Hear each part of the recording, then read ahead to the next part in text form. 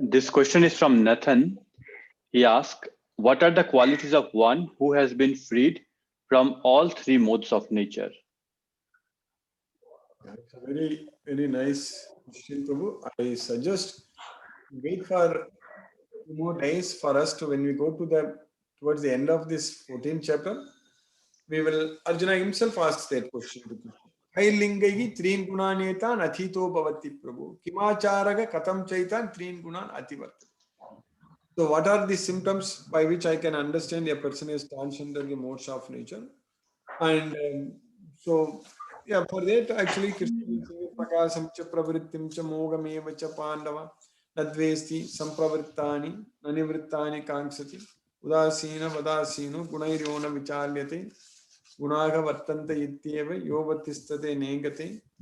So that is Krishna is saying, I'm just reading the translation. The Supreme Personality of Godhead said, O son of Pandu, he who does not hate illumination, attachment, and delusion when they are present, or long for them when they disappear, who is unwavering and undisturbed through all these reactions of the material qualities, remaining neutral and transcendental, knowing that modes alone are active, who is situated in the self and regards alike happiness and distress, who looks upon a lump of earth, a stone, a piece of gold with an equal eye, who is equal toward the desirable and the undesirable, who is steady, situated equally well in praise and blame, honor and dishonor, who treats alike both friend and enemy, and who has renounced all material activities. Such a person is said to have transcended the modes of nature. So we need to spend more time analyzing, understanding, remembering all those things, then you will get the answer. Hare Krishna.